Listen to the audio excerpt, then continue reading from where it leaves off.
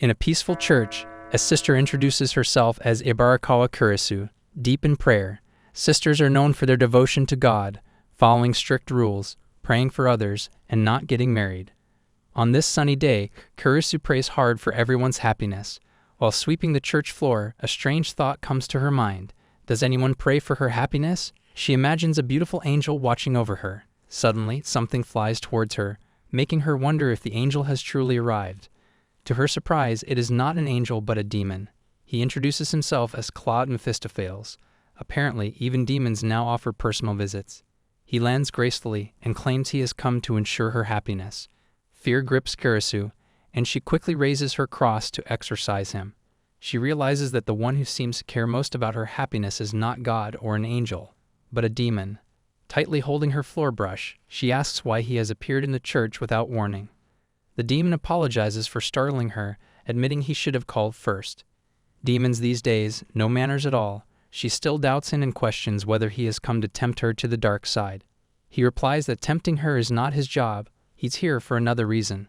Suddenly, he starts to cast a spell, making her panic. But to her surprise, he only summons a business card. Handing her the card, she wonders why he didn't just bring it with him like a normal person. He apologizes again, explaining that his robe has no pockets. A robe with no pockets? That's just bad fashion. Scared by his earlier actions, she strikes him with the floor brush. Looking at the card, she sees he is a real contract demon, complete with an address. Claude explains that last night, an old man called him to a mansion. The old man made a contract with the demon to grant his daughter happiness. Claude reveals that 15 years ago, the old man had a secret daughter with his mistress. He had to keep her existence hidden because of an inheritance fight. Now it seems Kurisu's happiness is in the hands of a demon with a taste for dramatic entrances and a serious lack of pockets. He gave her to someone he wasn't related to. Later, he tried everything to find her, but he couldn't get any information. Now the old man regrets his mistake. Knowing he doesn't have much time left, he thinks that sacrificing his soul to bring her happiness will be worth it. He makes a contract to find the old man's missing daughter and make sure she has a happy life. Claude tells Kurisu everything, and she confirms that since she was a baby, the sisters at St. Christina Church told her she was abandoned there. She says that a demon bringing happiness to his sister is the most ridiculous thing ever. He agrees and adds that it's a first in history. Imagine how shocked he was when he found out she was a sister. His jaw probably hit the floor, but since the contract is made, their race will do anything to complete it. Claude gets so excited it's like he drank 10 energy drinks. He decides to finish the contract even if it costs him his life. He rushes to her and promises that even though they have opposite beliefs and being with a demon is taboo, he will never harm her and begs her to let him bring her happiness. The maiden's heart is moved, but she slaps her cheeks, feeling like he almost proposed, just because she is weak to men, or rather, she is in that phase. Talk about bad timing. Poor Claude is just trying to do his job, and she thinks it's a marriage proposal. He only wants to get his job done, but being with him is not good for her heart. She tells him to leave, which makes him worried. He remembers a special way that would make any woman happy. Hearing it, she tries to stop him, but it's too late. In a dramatic move, he transforms into a wedding dress, holds flowers, and bends down. It's like a demon in a romantic comedy. He asks her to let him stay with her. It hits the spot, and she likes it, but she still pulls out the cross to hurt him. Because nothing says I care like trying to fend off a demon in a wedding dress with a holy cross. He arrived due to the contract he accepted, which is all about ensuring her happiness. Naturally, she turned him down, but the next day he calls again, asking if he can visit her around 3 p.m. She tells him she can't accept his offer to bring her happiness. Upon hearing this, he wonders if it's because he's a demon. She admits that's part of it, but adds that he's so innocent he makes her heart race, though it's probably also because she has a bit of a weakness for men. Who knew innocence was such a turn-on? He insists on meeting her, his voice as soft as a puppy's whine. She blushes at his bold declaration that he will never give up, no matter how many times she rejects him. His determination feels like Cupid's awkwardly aimed arrow, making her heart skip a beat. Looks like Cupid needs a new GPS. Later that afternoon, he arrives at the church and greets her. He brings a gift, a box of washing powder. She thanks him, and he sheepishly mentions he also bought some first-class beef. However, since it's against the sister's vow of poverty, he decides to keep the beef for himself. After the greeting and gift exchange, he He summons a book listing things that make people happy. He reads out options like achieving dreams, wealth, fame, or revenge. She shows zero interest, as if she's just heard the world's worst sales pitch. Did he just offer her revenge as a gift? He flips the page and guesses that what maidens her age really want is related to romance. He's right, but she chuckles, saying she isn't interested in romance since she's a sister. Looks like romance is off the menu. He agrees, apparently fooled. She then declares she has given up all worldly desires, a classic "I'm too pure for this" excuse.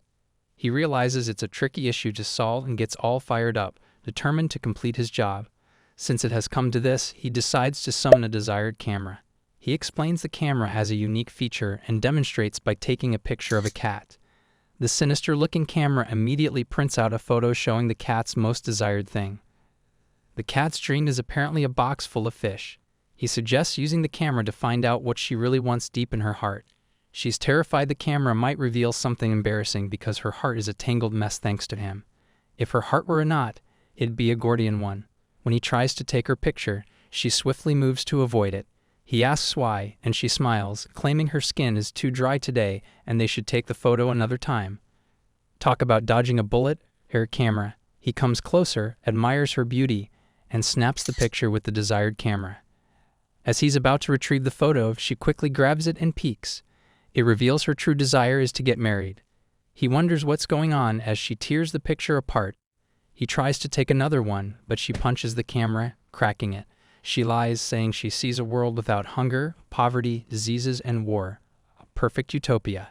And here she was thinking her only desire was world peace, a typical sister move. She smiles and says as a sister, her only desire is world peace. He replies that it's impossible because only a god can grant such a wish, and a camera can't show something beyond a demon's power. He asks if Kurisu-sama is lying. She starts jolting and punches him, insisting she isn't lying. When in doubt, punch the demon, the classic strategy. In a moment of deep reflection, she thinks about yesterday's events, pretending she doesn't want to be a bride. Because who needs wedding bells when you can aim for sisterly greatness, right? It's not like she's ever dreamed of a fairy tale wedding with a handsome prince. She dreams of becoming an admirable sister. Gazing out the window, she declares her desire to be like her role model Julia. But surprise, she opens her eyes to find him standing right in front of her, eavesdropping like a cat on a hot tin roof. Shocked, she asks why he's back at the church. He casually replies that he saw a sign saying demons are forbidden here, so naturally he flew in. Because when in doubt, break the rules with style. It's not like he's got a demon's handbook that clearly states, "Thou shalt not enter holy ground." Later, she announces that the demon will become a sister. He's a bit puzzled and asks the reason. With a dramatic flair, she pretends to be all innocent, saying she lives with Julia at the church. But Julia is off on a business trip, leaving her feeling lonely. Nothing says friendship like a little manipulation. It's not like she's got a secret stash of chocolate hidden away that she's dying to share. He agrees to be her friend, but her real plan is to make him realize that being a sister is impossible, thus forcing him to abandon their contract. It's like a game of chess, but with higher stakes and a lot more demonic interference. After a moment of contemplation, he casts a transformation spell, and voila, he turns into a sister. She's taken aback, staring at his new form. She asks if he has any pride left in being female. He responds that if it's her wish, he'll give it his all. Then, in a shocking twist, he lifts his skirt to show her that it's gone. Her heart races, but she quickly regains her composure because she expected this already, but wow, he really went for it. It's like he's auditioning for a role in a magical girl anime.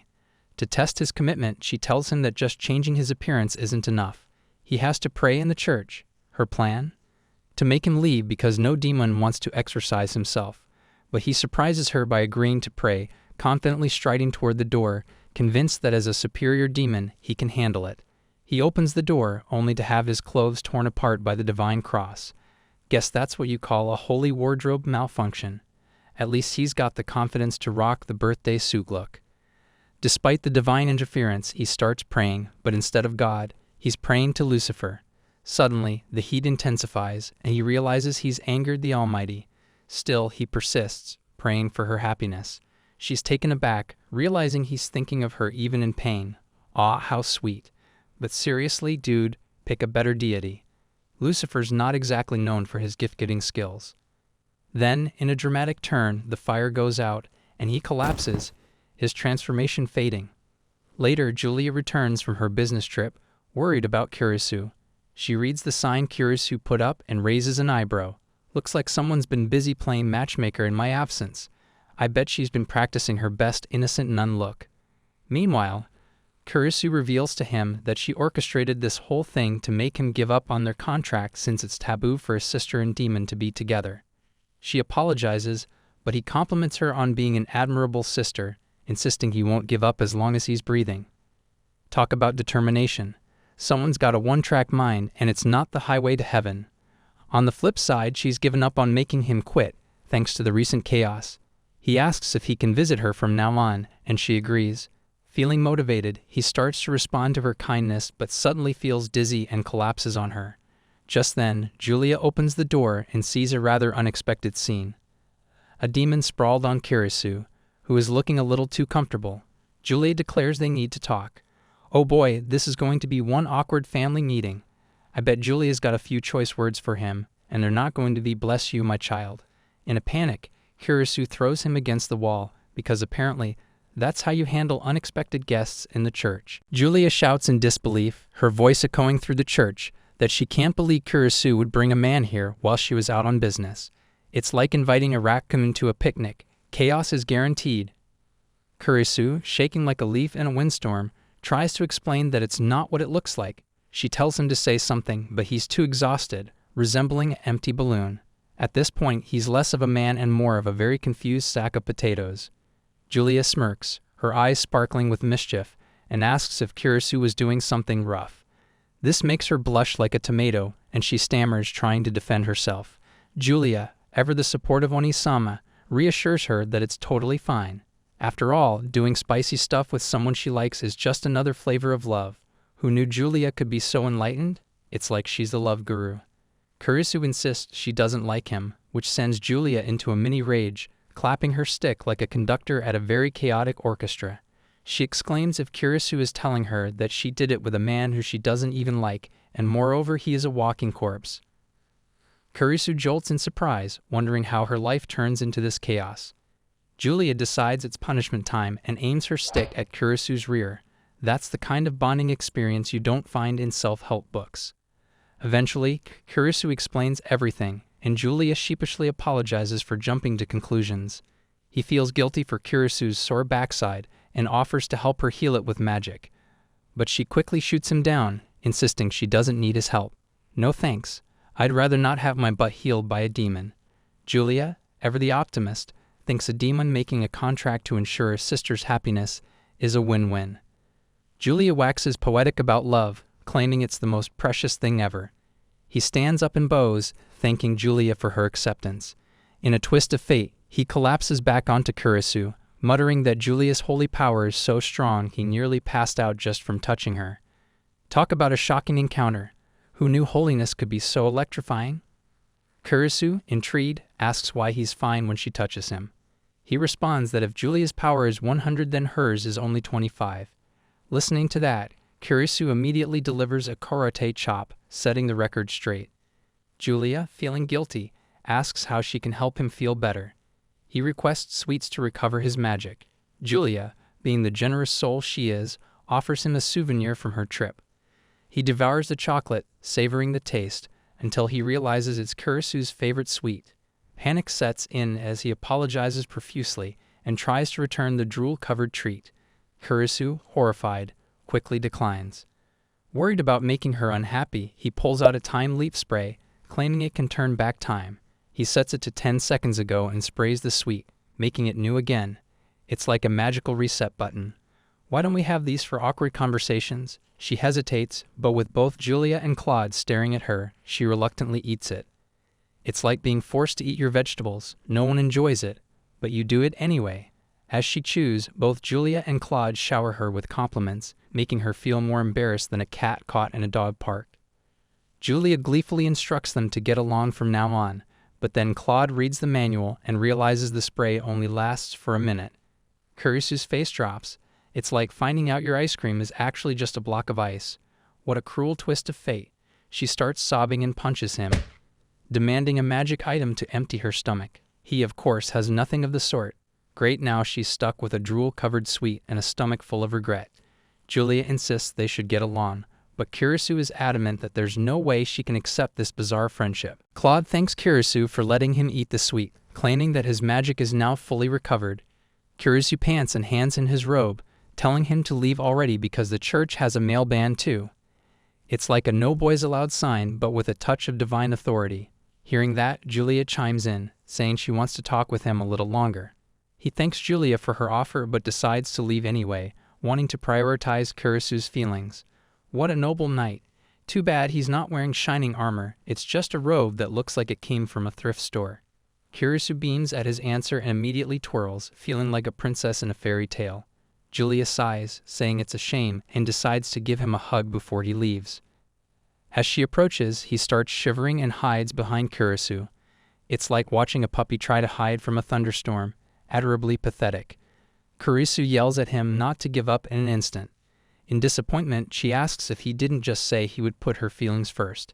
He apologizes, explaining that the trauma from before made his body act on its own. For him, Julia is a murder weapon, walking poison and walking Armageddon. What a rude thing to say. Julia returns to the room with a book, and Kurisu whispers to him to not cause any more trouble. At this point, it's like telling a toddler not to touch the cookie jar. Good luck with that. Julia asks if he wants to see the picture album. Kurisu comments that it is the most troublesome thing she could bring out. Seeing the album makes him excited, and he says he wants to see it because it has precious information about Chris Chan's childhood. It's like finding a treasure map that leads straight to the embarrassing moments of her life. With a straight face, he declares that he will definitely make her happy. Hearing that, she starts blushing and hides her face with a pillow. The pillow is probably thinking, "Why must I bear witness to this?" They flip through the album and find a picture of her as a baby and another of her first bedwetting incident. Kurisu becomes very awkward seeing that and tries to grab the album to destroy the picture, but Claude stops her, insisting it is precious data. Julia flips the page, telling him he can get hints from this photo. The next picture is a couple photo from a wedding day. Julia explains that 10 years ago, there was a couple who held their wedding in the church. Julia helped at that time, and Kurisu was thrilled to see the bride.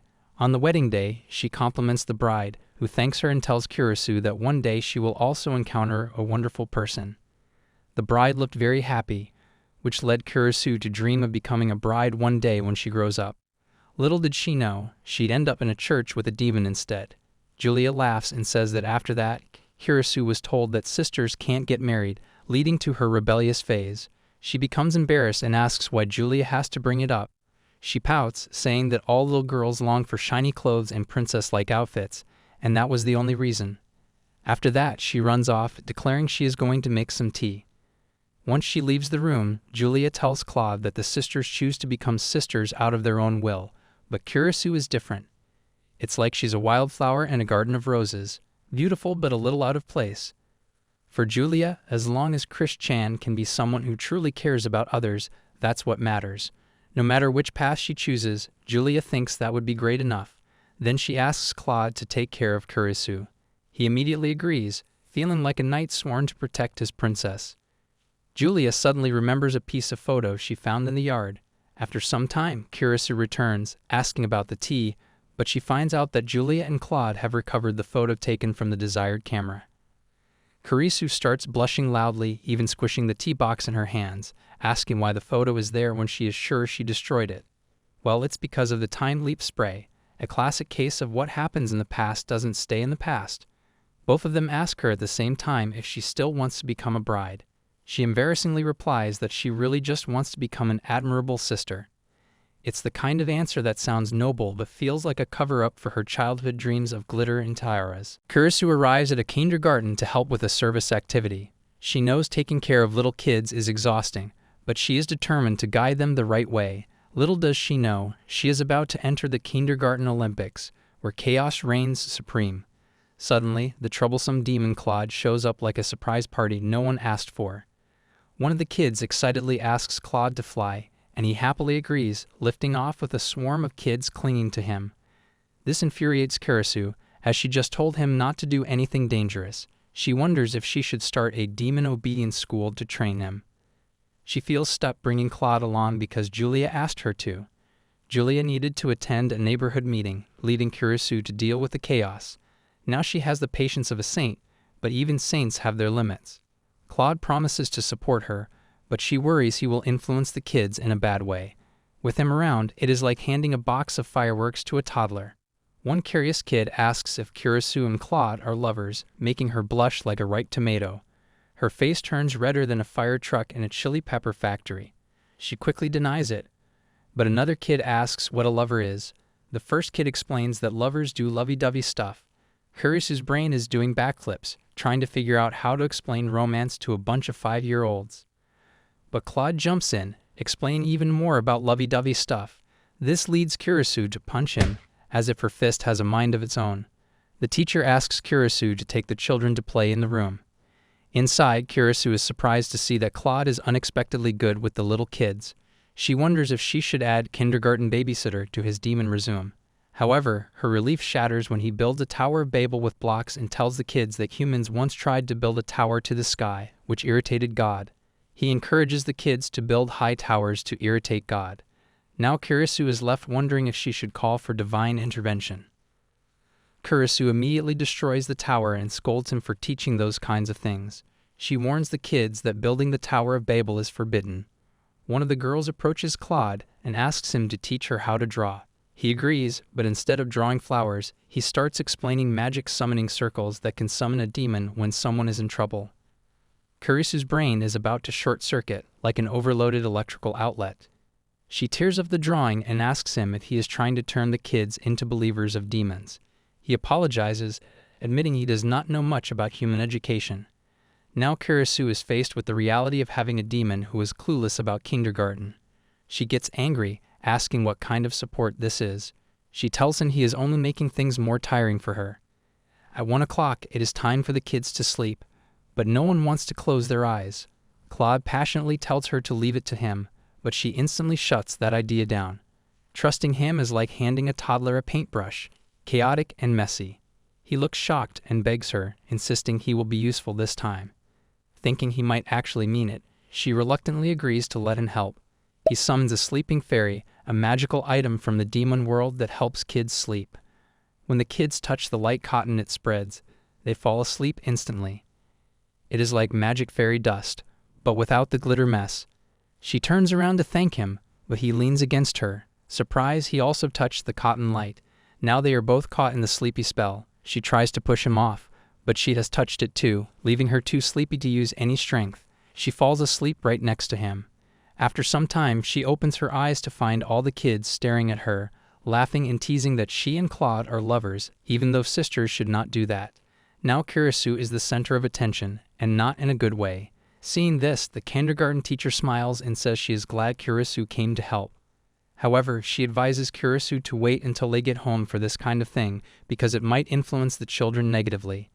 Kurisu's face is as red as a cherry, and she is wishing for a trapdoor to escape. She tries to explain that there is a reason for it and pushes Claude to wake him up. In a room full of giggling kids, Kurisu's professionalism is put to the ultimate test. Kurisu's real motive for coming to the preschool is to guide the kids in the right direction, but she quickly realizes her plans are derailed by Claude.